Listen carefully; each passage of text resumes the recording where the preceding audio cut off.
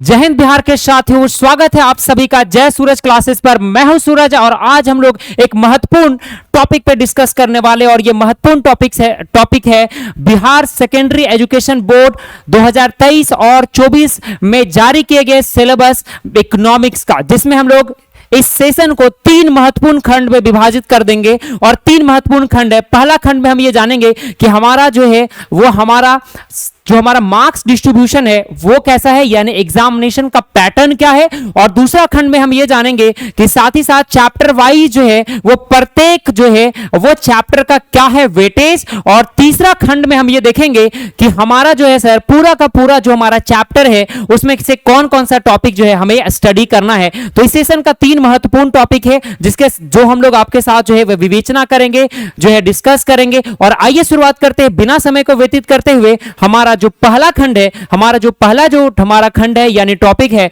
जिसमें हम लोग डिस्कस करेंगे कि हमारा एग्जामिनेशन का क्या है, हमारा पैटर्न। तो बिहार सेकेंडरी एजुकेशन बोर्ड यानी बिहार बोर्ड जो है सन 2023 और 24 यानी सेशन 23 और 24 में जो भी आपका जो सिलेबस डिस्कस है, जो सिलेबस जो उन्होंने जो है वो छात्रों के समक्ष जो प्रस्तुत किया है, इसमें उन्होंने जो है वो खंड को यानी कि एग्जामिनेशन पैटर्न में टोटल 100 मार्क्स का बताया। यानी इकोनॉमिक्स जो है वो टोटल 100 मार्क्स के एग्जामिनेशन होंगे। यानी टोटल 100 मार्क्स के इकोनॉमिक्स को 2 खंड में उन्होंने डिवाइड कर दिया है, 2 टाइप्स में डिवाइड कर दिया। पहला को सेक्शन ए यानी खंड ए से जो है वो संबोधन किया है और खंड ए में जो उन्होंने नाम रखा है that is called the objective, और खंड B that is called the subjective. खंड बी जिसमें हम लोग सब्जेक्टिव की बात करेंगे और खंड जिसमें हम ऑब्जेक्टिव की बात करें। तो सबसे पहले जो है सर हम ये विवेचना करेंगे, सबसे पहला हम जो डिस्कस करेंगे वो हमारा खंड ए का होगा, that is called the objective क्या होगा। ऑब्जेक्टिव में टोटल नंबर ऑफ क्वेश्चन जो रहेंगे सर, अब याद रखेंगे total number of question 60 question रहेंगे। क्वेश्चन नंबर 1 से लेकर 60 तक टोटल क्वेश्चन रहेंगे। इसमें से अटेम्प्ट एनी 50 क्वेश्चन, आपको इसमें से केवल 50 क्वेश्चन ही अटेम्प्ट करने हैं। यानी 60 क्वेश्चन में से केवल 50 क्वेश्चन अटेम्प्ट करने हैं और वो सारे क्वेश्चन जो आप जानते होंगे 50 आप उसी को अटेम्प्ट करेंगे। जो रिमेनिंग 10 जो आप नहीं जानते होंगे उसको आप छोड़ देंगे। लेकिन याद रखेंगे सर, आप जो भी शुरुआत का 50 क्वेश्चन बनाएंगे वही आपका क्वेश्चन जो है वो चेक किया जाएगा। जैसे आप मेरे बात को समझिए, कुछ बच्चे क्या करते हैं कि 1 से लेकर 55 तक क्वेश्चन बना दिए, वो सोचते हैं अरे क्या दिक्कत है 5 को तो ट्राई मिल ही जाएगा। ऐसा कुछ भी नहीं होने वाला सर। क्वेश्चन नंबर 1 से लेकर क्वेश्चन नंबर 50 यानी आपने 1 से लेकर 50 तक क्वेश्चन जो आपने बना दिया वही आपको जो है वो क्या किए जाएंगे, एप्लीकेबल माने जाएंगे, वही जो है वो माने जाएंगे। ठीक है, तो आपको ध्यान रखना है, आपको सिर्फ 60 क्वेश्चन में से 50 क्वेश्चन ही अटेम्प्ट करने, एनी 50 क्वेश्चन। दूसरी बात कि जो आपके एमसीक्यू क्वेश्चन है वो आपके एमसीक्यू क्वेश्चन प्रत्येक क्वेश्चन 1 मार्क्स के होंगे, यानी ईच क्वेश्चन कैरी 1 मार्क्स। और जो आपका एग्जामिनेशन होगा वो ओएमआर सीट पे होगा। ठीक है, और टोटल जो आपका मार्क्स है ऑब्जेक्टिव क्वेश्चन के लिए वो कितने मार्क्स होंगे सर, 50 मार्क्स होंगे। यानी कहने का मतलब है खंड ए सेक्शन ए 50 मार्क्स, साथ ही साथ प्रत्येक क्वेश्चन जो है वो 1 मार्क्स के लिए। टोटल नंबर ऑफ क्वेश्चन जो है वो 60 होंगे, उसमें से अटेम्प्ट करना होगा एनी 50 क्वेश्चन।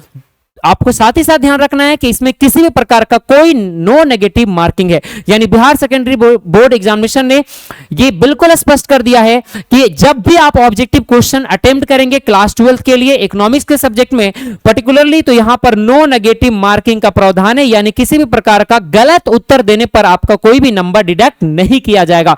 अब आपके मन में प्रश्न आ रहा होगा सर कि जो हमारा इकोनॉमिक्स का एग्जामिनेशन है वो कुल कितने आवर्स के होंगे, कुल कितने घंटे का होंगे। सर मजा आ जाएगा, 3 घंटा 15 मिनट का, 15 मिनट आप क्वेश्चन दबा के पढ़ेंगे, जिसमें आप क्वेश्चन ही पढ़ेंगे और आपको आंसर लिखने की इजाजत नहीं मिलेगा। आपको याद रखना है 15 मिनट सिर्फ और सिर्फ आप जो है उसमें ओएमआर सीट में आप अपने रोल नंबर, रोल कोड, साथ ही साथ जो है वो क्वेश्चंस को स्टडी करेंगे और फिर 15 मिनट बाद जो है वो आपको 3 आवर्स जो आपको मिलेंगे जिसमें आप जो है अपने उत्तर पुस्तिका में आंसर को जो है वो लिखेंगे। दूसरी बात करें दूसरी खंड की, तो दूसरे खंड जो है हमारा that is called part B यानी सेक्शन बी की बात करें तो सेक्शन बी जो है सर हमारा वो सब्जेक्टिव है और सब्जेक्टिव में हम लोग डिस्कस करेंगे शॉर्ट आंसर टाइप क्वेश्चन, जिसमें टोटल क्वेश्चन जो रहेंगे वो 1 से लेकर 27 तक रहेंगे। यानी total number of question short answer type question का 1 से लेकर 27 तक रहेंगे। इसमें से आप आपको एनी 15 ही बनाना है जो आपको आता है। ऐसा नहीं कि आप सीरियल नंबर से बनाना शुरू कर देंगे। 1 से लेकर 27 तक में जो भी क्वेश्चंस आपको आते हैं आप उसी को अटेम्प्ट करेंगे, आप उसी को बनाएंगे। और जो शॉर्ट आंसर टाइप क्वेश्चन है सर वो 2 मार्क्स के लिए एग्जामिनेशन में पूछेंगे, सिर्फ और सिर्फ 2 मार्क्स के लिए ही पूछे जाएंगे।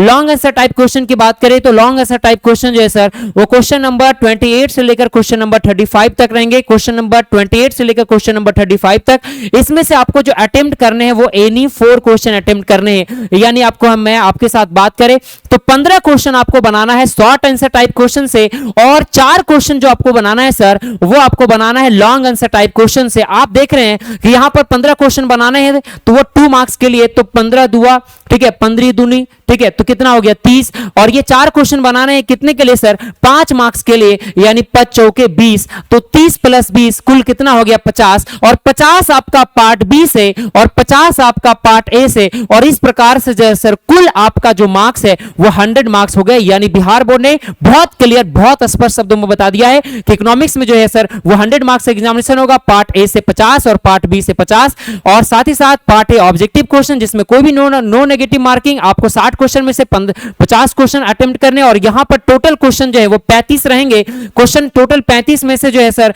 आपको 1 से 27 तक क्वेश्चन शॉर्ट आंसर रहेंगे जिसमें आपको 15 अटेम्प्ट करना है, और क्वेश्चन नंबर 28 से लेकर 35 जिसमें से आपको एनी 4 क्वेश्चन अटेम्प्ट करने हैं। और इस प्रकार से जो है सर हमारा मां एग्जामिनेशन का क्या है पैटर्न, वो हम लोग पहला खंड, इस सेशन का पहला खंड का परिचर्चा कर लिए। दूसरा खंड पे हम लोग परिचर्चा करेंगे जिसमें हम लोग ये जानेंगे कि हमारा क्या है सब्जेक्ट वाइज वेटेज। उससे पहले हम लोग डिस्कस कर लेते हैं कि हमारा सिलेबस क्या है, हमारा पार्ट ए और पार्ट बी में क्या पढ़ना है। तो आप देख सकते हैं जो हमारा इकोनॉमिक्स है, यानी जो हमारा अर्थशास्त्र है, वो इकोनॉमिक्स को 2 भागों में बांट दिया गया है, पार्ट ए और पार्ट बी के नाम से। पार्ट ए में जिसको हम लोग मैक्रो इकोनॉमिक्स कहते हैं, और माइक्रो इकोनॉमिक्स को जिसको हम लोग प्यार से हिंदी में व्यष्टि अर्थशास्त्र कहते हैं, और साथ ही साथ जो है सर मैक्रो इकोनॉमिक्स जिसको हम लोग हिंदी में समष्टि अर्थशास्त्र कहते हैं। और आपको पता है कि मैक्रो और मैक्रो जो क्वाइन करने वाले जो पर्सन थे, यानी मैक्रो और मैक्रो को डिवाइड करने वाले जो व्यक्ति थे कोई और नहीं बल्कि रैंगर फ्रिश थे।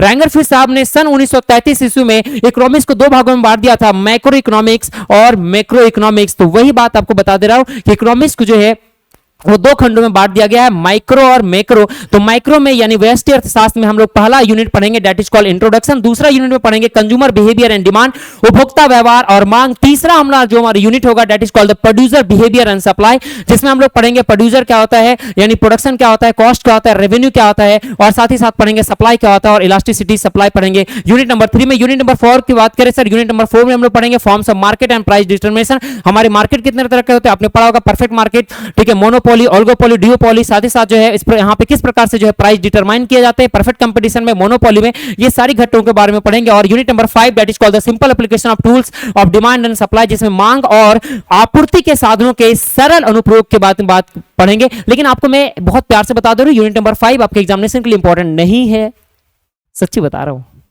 आते हैं सर आपका पार्ट बी में। पार्ट बी जो है सर हमारा दैट इज कॉल्ड समष्टि अर्थशास्त्र। समष्टि अर्थशास्त्र में टोटल जो आपको सर यूनिट देख रहे हैं इसमें भी टोटल यूनिट बस 5 है, जिसमें पहला यूनिट की बात किया गया है national income and related aggregates basic concept, जिसमें हम लोग पढ़ेंगे कि राष्ट्रीय आय क्या है और उसके जो है संबंधित समुच्चय क्या होते हैं, मूल अवधारणाएं क्या है, यूनिट नंबर 1 में पढ़ेंगे।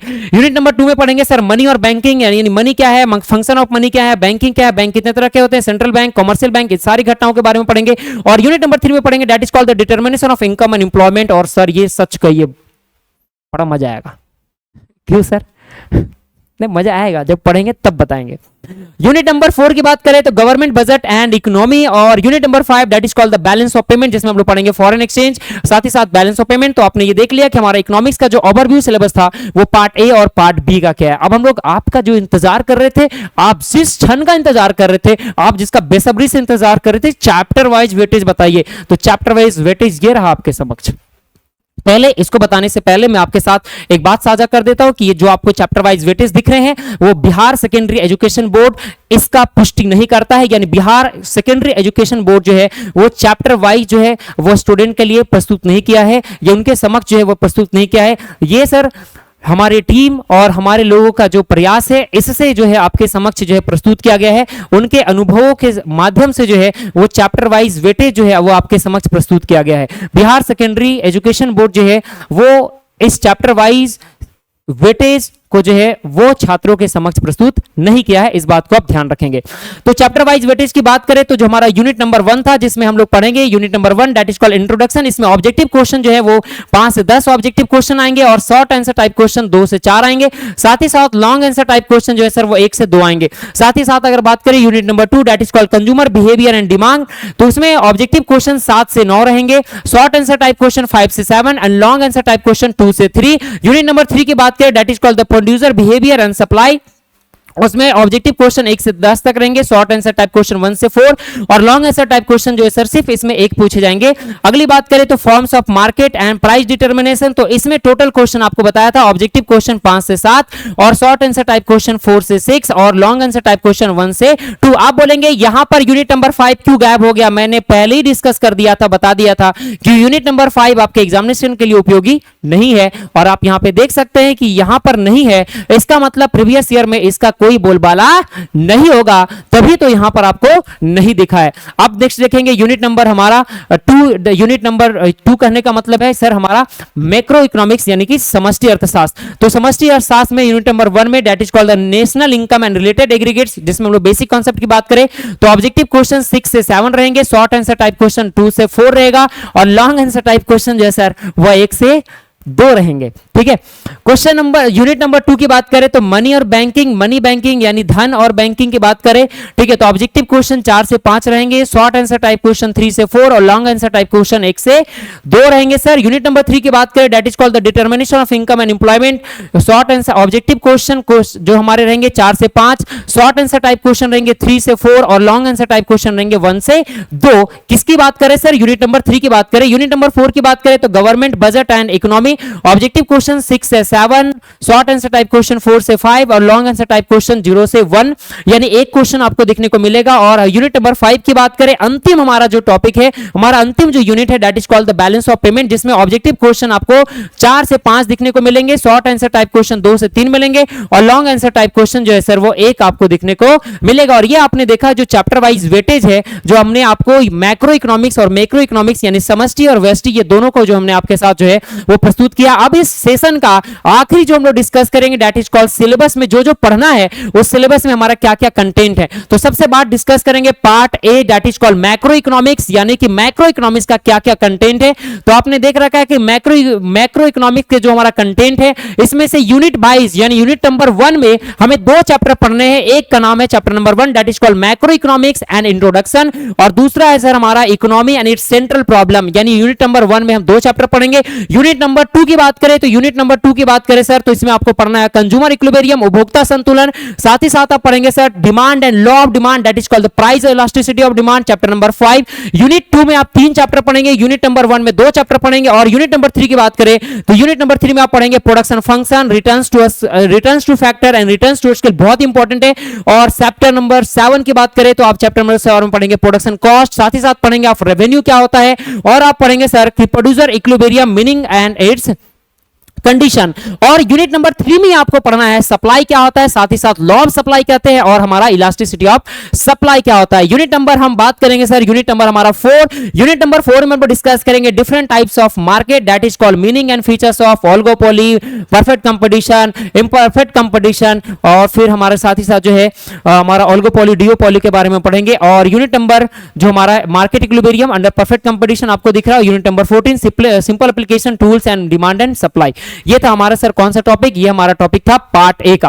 पार्ट बी का टॉपिक का बात करें सर तो पार्ट बी में सर जो आपको पता होना चाहिए कि पार्ट बी जो है इसमें मैक्रो इकोनॉमिक्स, ठीक है, मैक्रो इकोनॉमिक्स का कंटेंट है। मैक्रो इकोनॉमिक्स में यूनिट नंबर 1 की बात करें तो यूनिट नंबर 1 में हम लोग चैप्टर डिस्कस करेंगे मैक्रो इकोनॉमिक्स यानी मैक्रो समष्टि अर्थशास्त्र का क्या मतलब है।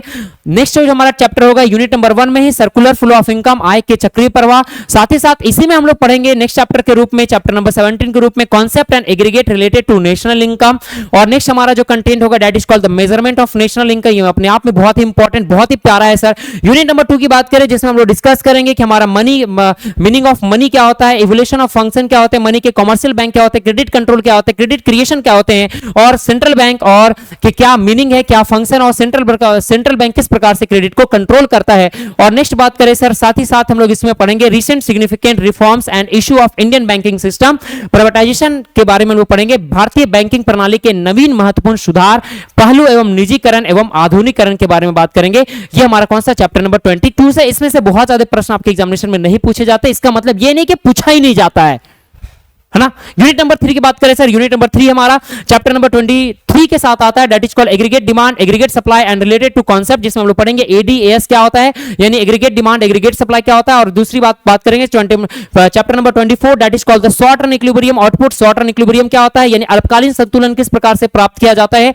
चैप्टर नंबर 25 की बात करें sir, chapter number 25 that is called the investment multiplier and it's mechanism. हम लोग यहाँ पे इन्वेस्टमेंट मल्टीप्लायर के बारे में पढ़ेंगे, मल्टीप्लायर क्या होता है, इन्वेस्टमेंट क्या होता है, इन्वेस्टमेंट कितने तरह के होते हैं, इन सभी कंटेंट के बारे में पढ़ेंगे। साथ ही साथ पढ़ेंगे नेक्स्ट चैप्टर, इसी का टॉपिक है, that is called chapter number 26 measurement to correct deficit and demand and excess demand. किस प्रकार से जो है वो डिफिसिट डिमांड और एक्सेस डिमांड को जो है वो क्या कर सकता है सर, तो हम लोग मेजर कर सकते हैं और इसमें सुधार कर सकते हैं। नेक्स्ट की टॉपिक की बात करें तो नेक्स्ट जो हमारा टॉपिक होगा वो हमारा होगा sir chapter number 27, that is called measurement to correct deficit demand and excess demand, यानी कि आप जो है वो डिफिसिट डिमांड यानी कि जब डिमांड कम हो और एक्सेस डिमांड जब डिमांड ज्यादा हो तो किस प्रकार से जो है वो कंट्रोल किया जा सकता है। आपके मन में प्रश्न आ रहा होगा सर कि एक्सेस डिमांड और डिफिसिट दोनों ही डिमांड हमारे लिए खतरनाक है। बिल्कुल सर, ये बिल्कुल ही खराब है, पता दे कैसे। बीपी हाई होना और बीपी लो होना हर व्यक्ति के लिए जो है वो हानिकारक है। कहने का मतलब बीपी हाई है तभी बॉडी के लिए ठीक नहीं है और बीपी लो है तभी बॉडी के लिए ठीक नहीं है, और इकोनॉमी में जब एक्सेस डिमांड हो तब भी ठीक नहीं हो, और इकोनॉमिक्स में जब डिफिसिट डिमांड हो तब भी ठीक नहीं हो। आपको याद रखना है, जब बीपी हाई हो, जब याद रखेंगे जब बीपी हाई हो तो गर्लफ्रेंड को फोन लगा देना है, और जब आपको बीपी लो है तो किसको फोन लगाएंगे, बीबी को फोन लगाना है। ठीक है, तो क्या कर देंगे आप, कंट्रोल कर लेंगे। लेकिन यहां पर ऐसा नहीं होगा कि वाइफ को और गर्लफ्रेंड को फोन लगाने से हमारा एक्सेस डिमांड और डिफिसिट डिमांड कंट्रोल होगा। वो हम आपके साथ साझा करेंगे कैसे कंट्रोल होगा जब हम लोग कंटेंट डिस्कस करेंगे। नेक्स्ट बात करें यूनिट नंबर 4 में, यूनिट नंबर 4 में हम डिस्कस करेंगे सर गवर्नमेंट बजट क्या होता है, इकोनॉमी क्या होता है, सरकारी बजट क्या है एवं अर्थव्यवस्था क्या होता है। साथ ही साथ हम लोग पढ़ेंगे फॉरेन एक्सचेंज रेट, और हमारा इस टॉपिक का हमारा इस सेशन का अंतिम चैप्टर भी रहेगा, that is called the balance of payment, जिसमें हम लोग पढ़ेंगे बीओपी क्या होता है, बीओटी क्या होते हैं, बैलेंस ऑफ ट्रेड कितने तरह के होते हैं, फेवरेबल अनफेवरेबल, साथ ही साथ जो है वो फॉरेन एक्सचेंज, यानी ये सभी चीजों के बारे में लोग पूरा डिटेल में पढ़ेंगे। और आप सभी को दिल के गहराइयों से इस सेशन को प्यार करने के लिए और खास करके बिहार के वासियों को दिल के गहराइयों से बहुत बहुत धन्यवाद और थैंक यू सो मच। जय सूरज क्लासेस आप सभी को जो है बहुत बहुत दिल के गहराइयों से जो है अभिनंदन करता है और बहुत बहुत जो है वो प्यार प्रकट करता है। Thank you so much.